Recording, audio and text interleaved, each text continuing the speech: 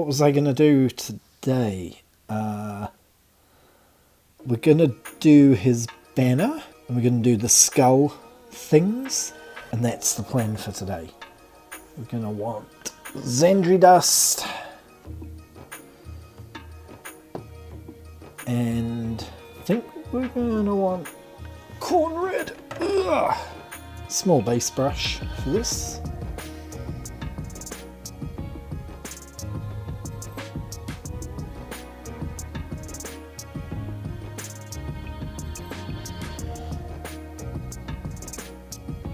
So we're using Khorne Red Air paint.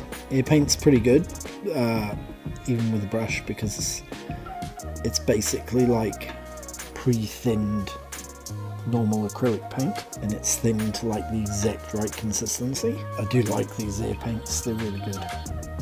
Every time I replace a paint now, I either get a contrast paint or I get the air paint version.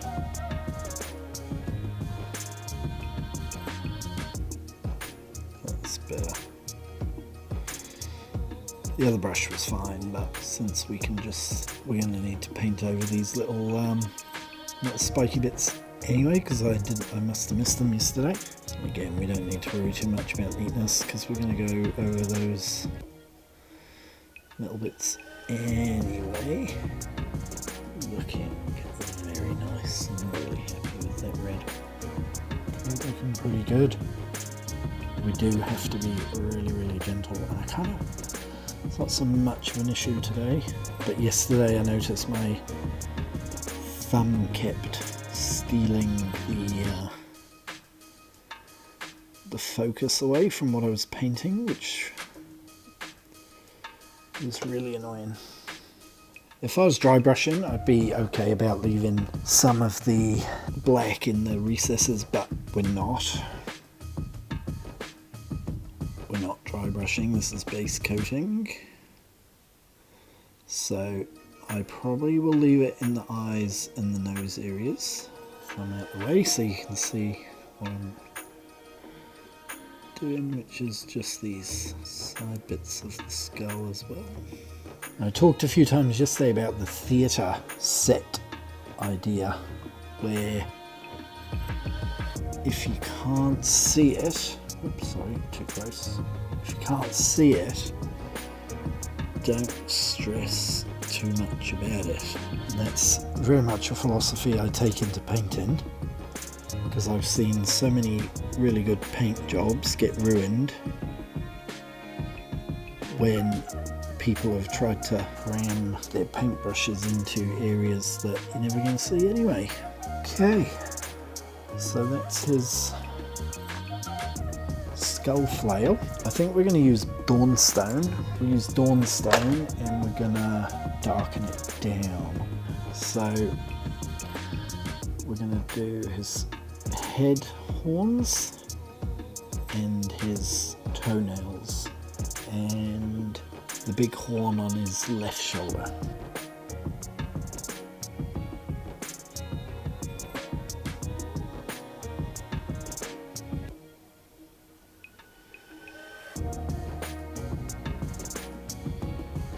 Yeah, I think Dawnstone might actually be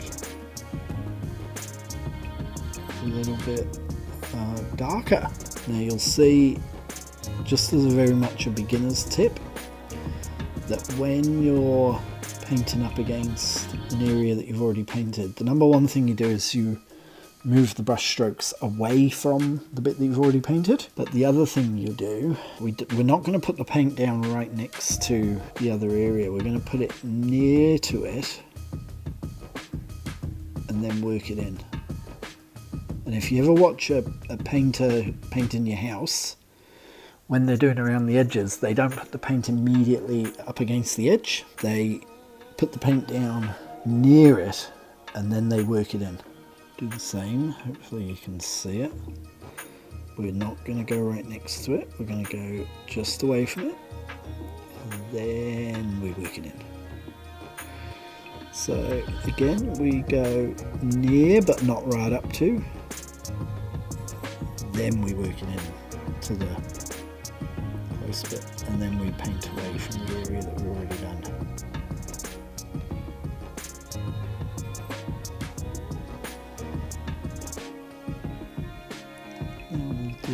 his big gnarly toe. They're probably called claws, aren't they? They're not toenails. Why do I keep calling them toenails? So I think what we will do is we'll do the Seraphim Sepia on the skulls. I'm wondering, do we want to bring up the skulls and then dampen them down with the Seraphim Sepia? That's a bit of a sonic sledgehammer tip. It's a really good technique that he tends to do as he does his kind of edge highlights brighter than what you would normally want, and then brings it down with the shade. Wraithbone. So we're kind of very carefully sort of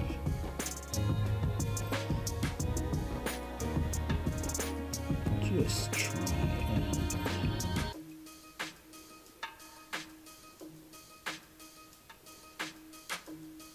build up some volume. Bring them up to a more skullish colour, but leaving some of that Zhandri Dust.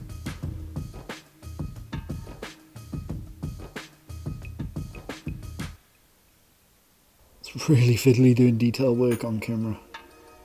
The heavy metal version has extremely bright sort of white skulls. I can just sort of see the flail being a wee bit of a focal point on this model.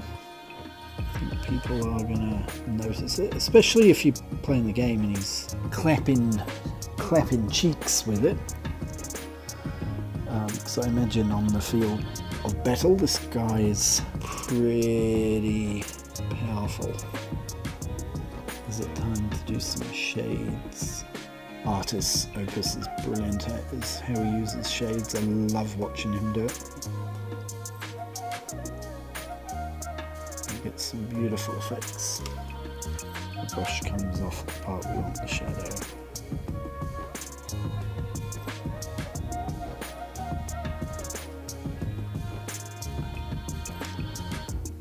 Same with this one.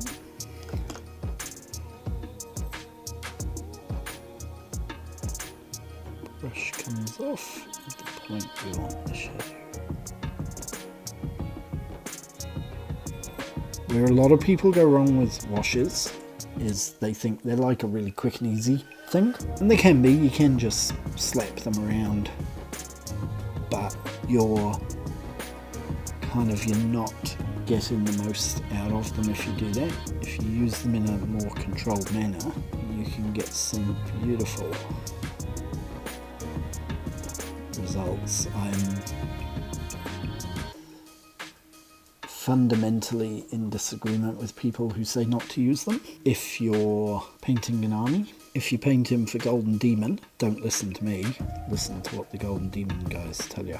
But if you paint in an army, then I'm not necessarily a bad person to listen to, because you will get a nice looking army out on the battlefield pretty quickly. You could also wet your brush with no ink on it, no wash, shade, whatever they call it these days.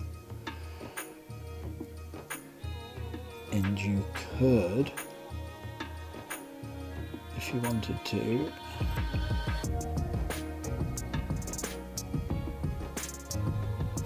clear some of the wash away from that top part of it.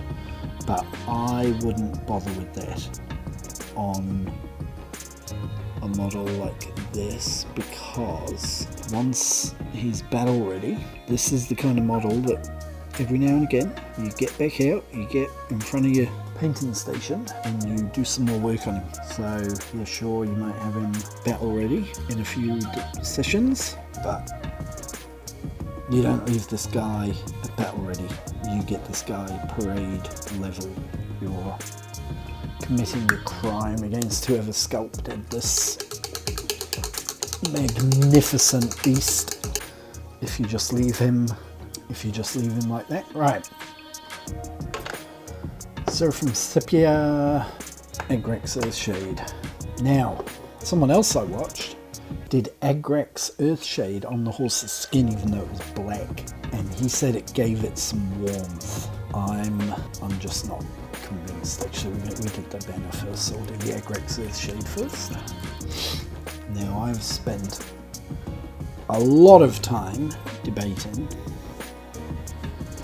whether we should be going over the copper sort of goldish armour with Agrex, because very simply, reason being, it is incredibly tempting to go over everything with Agrex Earthshade. It's not called talent in a bottle for no reason. It hides a multitude of sins, as you can see, like up here. Later on during the detail phase, we're gonna be, let's just brush that away from the tip and back in. We are definitely going to be coming back. I'm doing a bit of an unusual technique because I'm on camera. With inks, you're not really after an even spread. You're wanting it to do its job, which is to, I'm going to butcher pronunciation of this word, but you're trying to accentuate the shadows and details where things meet, whatever that's called in technical painty terms. Accentuate. Okay, so last job before we wrap it up is to do the Seraphim Sepia on the skulls. Almost like dab this on. Let me just watch for that pooling. We don't want the pooling too much. So hopefully you can see what we've achieved by doing the Wraithbone kind of layer first. That's where we're at, folks. Not looking too terrible at all. I'm really happy with how he's going so far.